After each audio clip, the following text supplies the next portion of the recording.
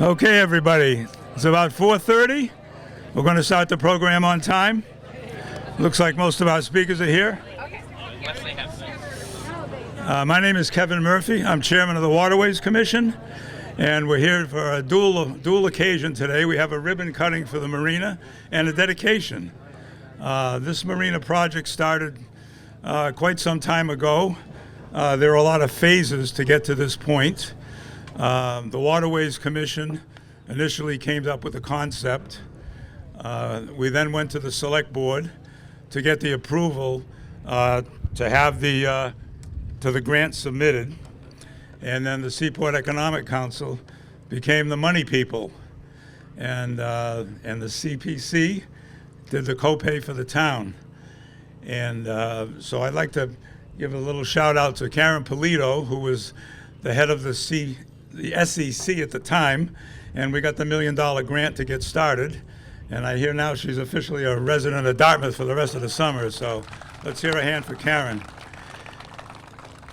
And then Buddy Baker-Smith is also here, will be speaking. He's representing the Community Preservation Committee that gave us the $200,000 copay that was necessary to build this. So that's why we're here now. And we'll bring up the first speaker, who's going to be Heidi Brooks, and then I'll have a few more comments in between speakers for shout outs. But let's start now with our chairperson of the Select Board, Heidi Brooks.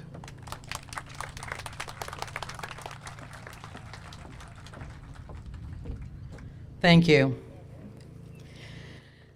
Good afternoon, everyone. Thank you for all being here today as we gather to honor a remarkable man, a cherished member of our community, and a lifelong advocate for the waters that surround us, Warren G. Hathaway. This dedication is more than the naming of a marina. It's a tribute to a legacy built on integrity, passion, and an unwavering commitment to Dartmouth and its people. Warren has been many things, an accomplished newspaper publisher, a mentor, a sailor, a coach, and above all, a community pillar. After selling Hathaway Publishing in 1998, he could have stepped back, but that simply wasn't in his nature. Instead, he redirected his energies into the sailing community, leading as Commodore of the New Bedford Yacht Club and guiding countless young sailors as coach of the Dartmouth High School sailing team. Warren believed in the power of the sea to teach, to challenge, and to connect. His calm wisdom and generous spirit helped shape not just skillful sailors, but thoughtful young people ready to navigate life with resilience and purpose. Today, we name this marina in his honor, the Warren G. Hathaway Marina, so that every boat that launches from this dock, every young sailor who takes to these waters, carries with them a piece of Warren's enduring spirit. To Warren's family, thank you for sharing him with us. We hope this space brings you comfort and pride, knowing that his contributions will ripple through generations. And to our community, may this marina stand not only as a place for recreation, but as a reminder that when we invest in each other, when we lead with heart and purpose, we leave a lasting mark. Thank you, Warren. May your sails forever be full. Thank you all.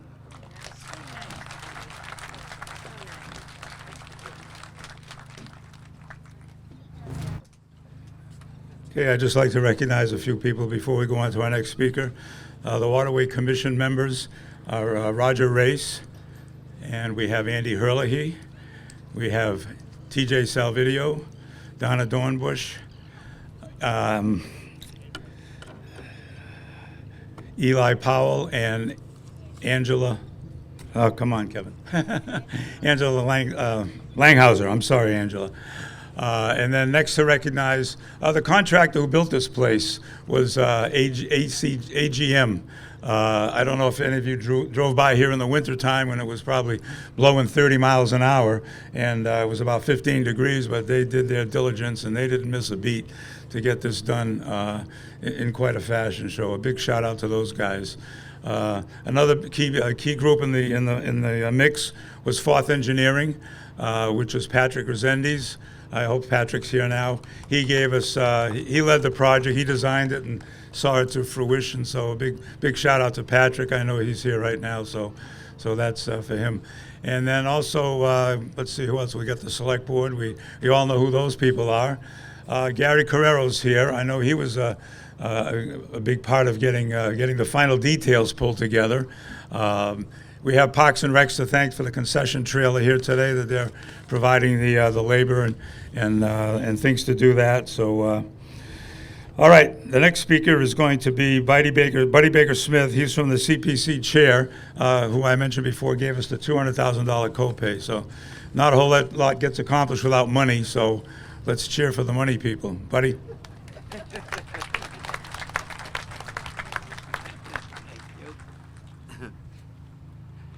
Thank you, Kevin, and good afternoon to everyone.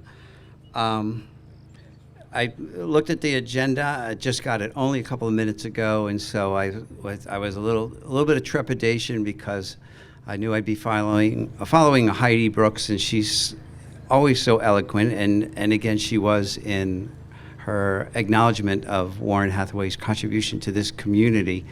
What I didn't realize is that she was going to have a better outfit than mine, and I'm a little miffed at that, but I tossed and turned all night to try to come up with what I wanted to wear to an event like this, and I thought this would be pretty special, but Heidi's outfit is much better than mine.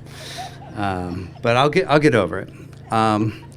Since 2002, more than $9.6 million in CPA funds have been invested in community recreation projects in the town of Dartmouth. And we have, just as Kevin has related, contributed to the project here, this landing expansion and kind of reinvention.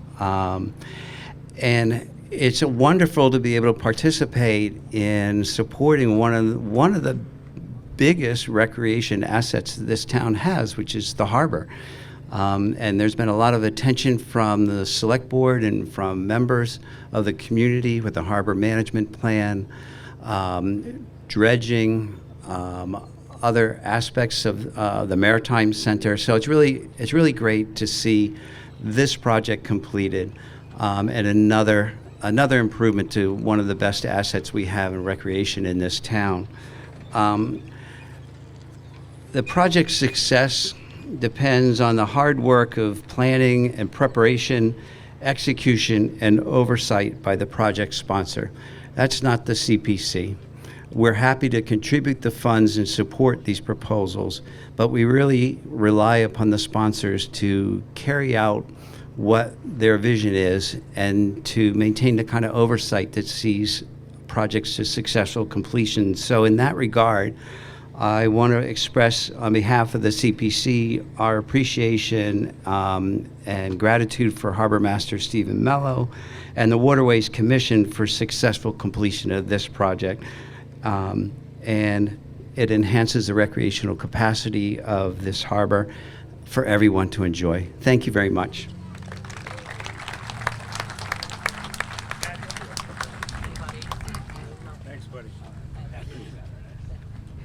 Okay, just like to quickly make mention of a couple more people.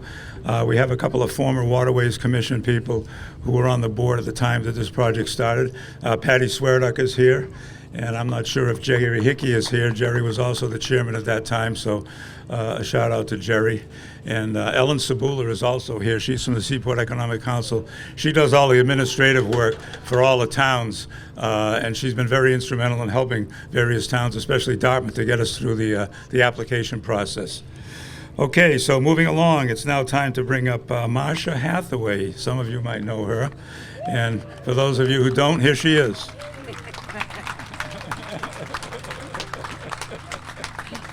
How are you, Skiddo? Hello. Okay, today my words are a bundle of thanks. I am humbled as I look around this beautiful new marina and see so many people and friends that I know and that I know loved Warren for his work owning the Dartmouth Chronicle, for his service to the New Bedford Yacht Club, serving as Commodore in 1999-2000, for his work with the Waterways Commission, and for 15 years of starting and coaching the Dartmouth High Sailing Team. Thank you for coming here today. Thank you to Kevin Murphy, Chairman, and to the entire Waterways Commission. Andrea, Donna, Andy, Roger, TJ, Eli, and our Harbor Master, Steve. Thank you, Kevin and Waterways, for suggesting Warren for this honor, and to the Select Board for supporting this naming. Thank you all deeply for remembering Warren and for honoring him in so special a manner. The dock, the sign, amazing. The food truck, the hot dogs, the tunes. Thank you to our son Luke for coming from Florida to speak for himself and for his 3 wonderful siblings, David, Jenna, and Peter, who called him Dad, and for all the young people who called him simply Coach. Luke, I love you dearly and appreciate deeply your sharing your words and your music about Warren, Dad. I appreciate our whole extended family coming from New York, Vermont, Florida, Marshfield, and Dartmouth. Even with trains canceled from New York, you are here, Lizzie. Thanks, Deke, for the 1 a.m. bus pickup. Thank you, Senator Mark Montigny, for being a lifelong friend to Warren and to me. And thank you to Warren's steadfast friend, sailor, past Commodore of New Bedford Yacht Club, Old Salt, and fellow bad boy Arthur Burke, for sharing his remembrances of Warren, decades of sailing friendship. I am blessed and humbled by all of you, by your being here, remembering Warren, supporting our family. I know Warren is smiling and sailing and motoring with our brother-in-law and lifelong crew on Baby Grand, Dave Silva, and thrilled to see boats pulling in here to Safe Harbor, right across the water from our home. Thanks Bob Conran and Howard Lurie, the current owners of Baby Grand, for bringing her here to participate in this dedication. And big thanks to everyone at New Bedford Yacht Club, to Steve Vesio, Commodore, and to all of the members and employees for their enthusiastic support of this entire celebration, from running the launch to hosting members on the lawn to share Warren's stories. Thank you. God bless. Here's Luke.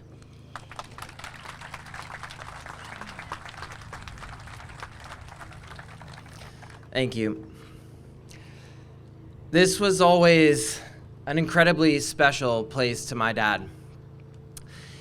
In 1983, he came here to sell my mom on getting a little house across the bay. You can see this place from there. And it took some doing to get her on board, because when they came there, the house was owned by someone who had 5 dogs, never let the dogs outside of the house. It was a scene. But my dad had a vision, and he got it over the line. And so for the past 40 plus years that they've been in that house where I grew up, he spent every moment finding joy on this harbor, in this water, and then also spreading that joy. And some of that was his work on waterways. Some of that was leading as the Commodore of the New Bedford Yacht Club. Some of that was teaching kids to sail and teaching his team as the coach of the Dartmouth High Sailing Team. And then for those who have spent many years during the summer here in Dartmouth, you'll have seen him go out many times just by himself on the boat every day throughout the course of the summer. And so when we were told, and we're so incredibly grateful for this dedication, I think the thing that he would be most happy about and would warm his heart the most is that it just expands the capacity of the town to bring that same joy to more people and to just make this place even more special. And so as someone who has benefited myself, and for so many who are here who have been a part of that experience in some way, shape, or form, I'm just so pleased to see this come to life, and so we're so thankful. We're so thankful to Waterways and to all of you for coming, and to everyone who is going to make this place an ever more joyful place to be and to enjoy the water.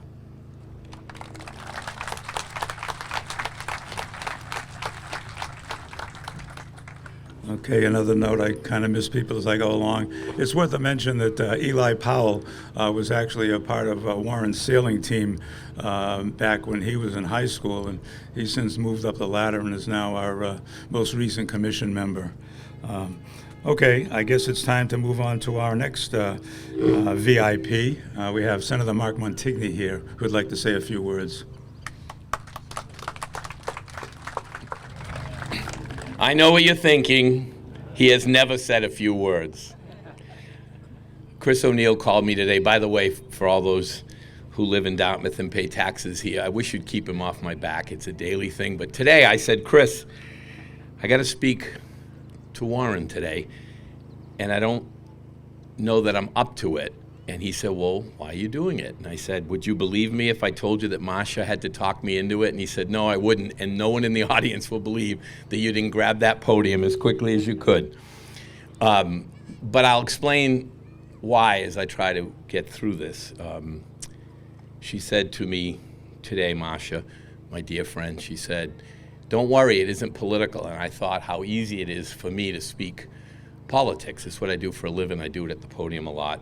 And when you don't like the game of politics as much as people accuse you of, and you don't like most politicians, it's actually easy to get through a political speech. Not you, David. I love you as one of the great selectmen of all time. But when you have to talk about someone who means a lot for a long, long time, it's damn difficult. I've never been comfortable speaking at a memorial or a service honoring somebody who is not in my presence, in our presence. But I think of this great man, and I thank you, Luke, and Masha, and your siblings and the grandchildren for sharing Warren, not only with this community, but with me personally. And I'll tell you a quick story, but first I want to say that Art Burke follows me, so I have to save time on the clock just to allow Art Burke to get through his notes. The notes in his mind, I mean. He's my brother John's former neighbor, and I wrote to my brother today by text and said, I'm going to be on the podium with Art Burke today. I know how fond of him you are. Anything you want me to say? And he said, just tell him the Irish never forget. And I said, I wrote back as anyone would, as an Irishman particularly. I'd say, well, what in this case? And he said, the statute of limitations hasn't passed. And that's all I got. So you all can do the math and figure that one out. They were neighbors for a while, and I think in the description of Art, the one most relevant thing is fellow bad boy with Warren, but others could join him in that. But I want to just conclude with a couple of personal words about what Warren meant and means to me. At some of the more challenging times in my young life, at a point back in my 20s, I was hired as president of the Chamber of Commerce in Fall River.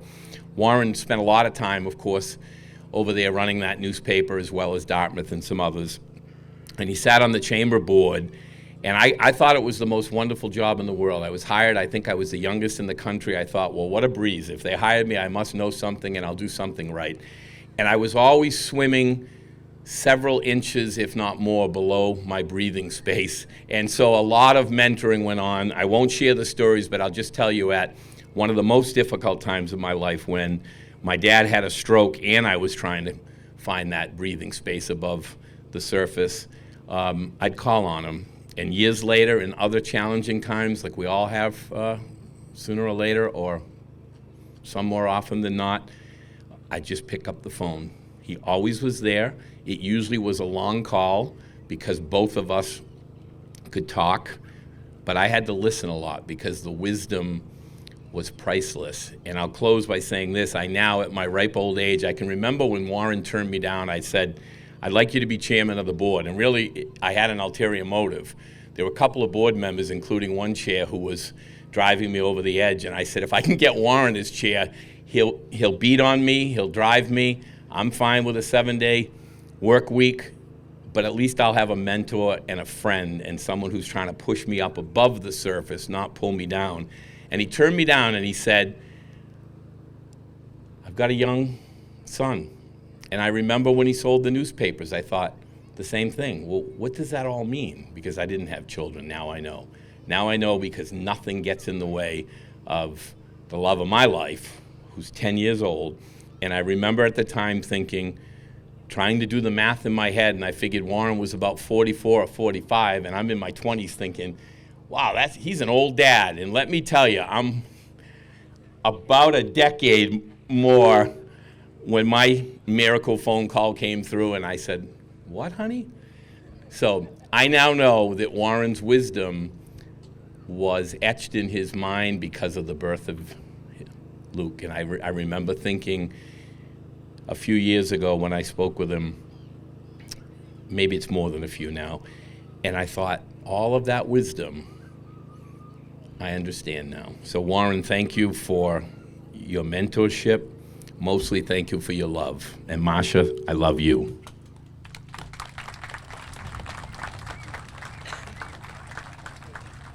Just a couple more mentions. You may have figured out by now I'm not really a political person. And I'd like to also extend a thank you to the administration that's currently in effect, Driscoll and Maura Healy. We have continued to get grants from the Seaport Economic Council to the town of Dartmouth under their administration. So without further ado, we have the final speaker of the evening, Dr. Arthur Burke.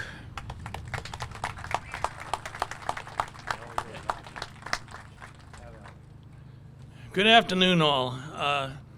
This is June 6th, D-Day, and I think for a moment it would be appropriate to think about the fortitude of our fathers and our grandfathers who waited ashore at Omaha Beach and walked to Berlin, flew B-17s in the 8th Air Force, were in the Navy at Midway and Leyte Gulf, and were island hopping with the Marines at Iwo Jima, Tarawa, and so on. The passage of time should never in any way diminish the enormity of their accomplishments. Now, having said that, I'll move on. We're here today by the ocean. I have enough ocean miles to get colloquial license to call this puddle here the ocean, but this is the ocean. And I want to start off by giving a shout out once again to Karen Polito, who paid for this. Kevin Murphy behind me was in this from the beginning. Every town needs a Kevin Murphy. And a shout out to our very competent harbor master, Steve Mello. Masha called me just a while ago, and I know all of you know Masha, and those of you who don't have been hiding under a large flat rock for a while. Masha asked me if I'd speak for my good friend Warren, and I have to tell you that I would feel much more relaxed saying no to the Godfather than to Masha. So, all kidding aside, it's a great honor for me to be here right now. I had a long, close relationship with Warren. I knew his idiosyncrasies, his philosophy, his perception on humanity, all God's creatures, great and small. And we had a long discussion on many occasions about many things. Things as disparate as that next shift on oscillation, or is it going to come back? And how should man spend his time on Earth? Warren and I met in the mid-'80s. He had matriculated here from the West, from Somerset and Narragansett Bay. And I came down from the Northeast, from Marblehead and Hingham, with a big push from the U.S. Navy. We were both Commodores in the mid to late 90s at the Bedford Yacht Club, and shortly after that, the club tasked us with running the waterfront, which is the launches and the docks. Warren's dogma was simple. It was courtesy and competency. We trained the staff, made them smart, and hoped that would percolate through the yacht club members. And at the same time, every incompetent, fluffing on a bumbling boat handler who came in was addressed as Captain Sir. Shortly after that, Warren said to me, I've been thinking. That led to the New Bedford Yacht Club History Project, which was the biggest project in the lifespan of this club. Warren was the nidus of that project. With his infectious enthusiasm and his publishing background, he led the charge. The project was done by Warren, myself, Reverend John Doohan, and Louis Holland. It was not only a history of the club, but it was a history of New Bedford and the surrounding communities. since this club then and now is very closely connected to its neighbors. Shortly after that, Warren came to me and said, let's have a beer. Well, by now you've probably figured out that let's have a beer means the same thing as I've been thinking. And the Let's Have a Beer led to the creation of the Waterways Commission, which has served the citizens in this town well for a long time. Following that, Warren started the Dartmouth High School sailing team, an enormous project. He was fundraiser, equipment manager, coordinator, and Coach Hathaway. He improved the lives of many youngsters in this town. Now, by now, you've seen the pattern. Every major maritime event in Warren's time, in his town, he was not just involved with, he was integral to those projects. He was the man who did it all. I was Jesuit educated in Boston, and we were called men for others when we graduated. Warren was what you would call a man for others. The term man for others encapsulates Coach Hathaway. Now, what about the man himself? Well, he did a lot of things. He was a husband, a father, a musician, a businessman, a spiritual man, and yes, he was a water rat. And you say, well, we all know what a husband is. What's a water rat? Well, a water rat, that's not a pejorative term. That's a compliment. That's a recognition, acclamation of a man who's got a special bond with the ocean, who sees the ocean as a metaphor for life itself. When it's snarly, he liked it, and when it was calm, he liked it. A water rat has a lot of boats, maintains them beautifully, and handles them well. And that was Warren. He had a lot of boats, ending up with his beloved Etchells right behind us here, Baby Grand. In fact, Warren, believe it or not, believed that man could never have enough boats.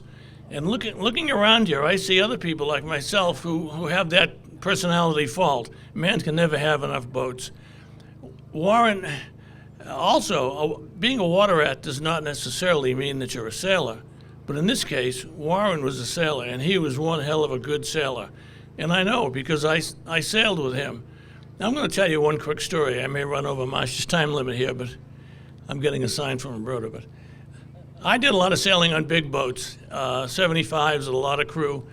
And as deck boss and watch captain, my job was to look at what everybody was doing in terms of speed and safety. I was checking telltales and mast bends and backstay tension and you name it, on and on and on. I used to race with Warren on my 44 from the Cape to Nantucket. And I would simply say to Warren, this 15-mile upwind leg, just sail it a little fat, there's current here. I would sit down and never look at another thing or do another thing. And Warren would sail expertly to the weather mark, give me the helm, and I'd take it down and would usually win. So Warren was an incredible sailor. Warren took the same passion he had in the ocean ashore to all of you, all his friends and neighbors. He had a zest for humanity and all its inhabitants. He was a wonderful guy, upbeat, positive, and yet very religious. Excuse me. He also had a very heightened sense of community with the provisos of social responsibility and personal achievement. Warren realized that all of us here get just a very short ride on the escalator of biology. And so you need to make it work and make it happen. And Warren did. He made it happen.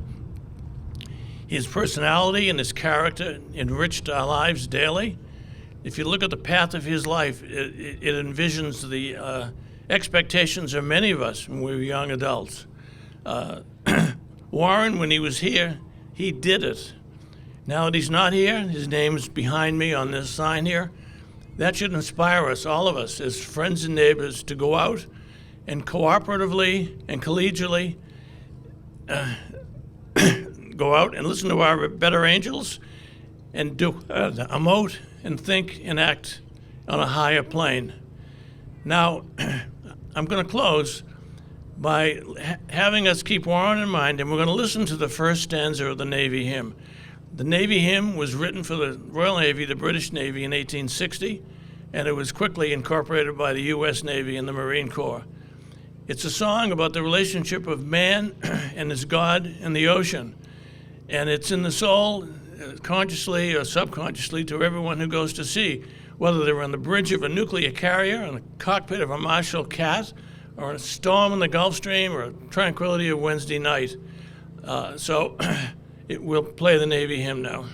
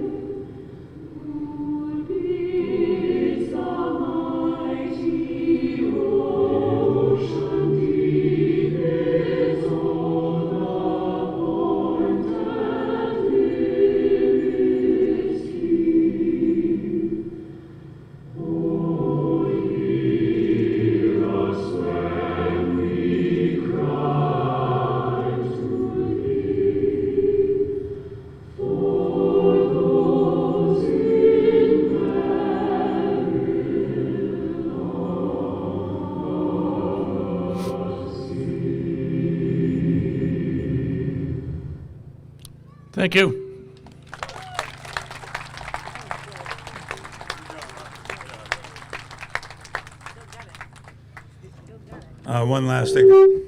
One last acknowledgement, if I may.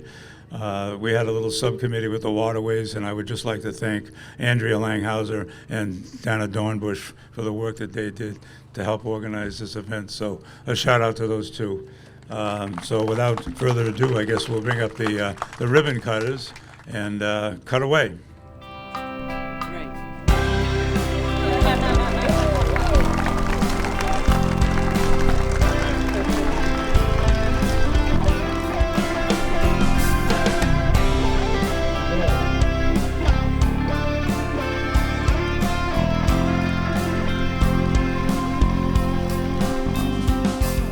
Thank you all for coming, and sail on.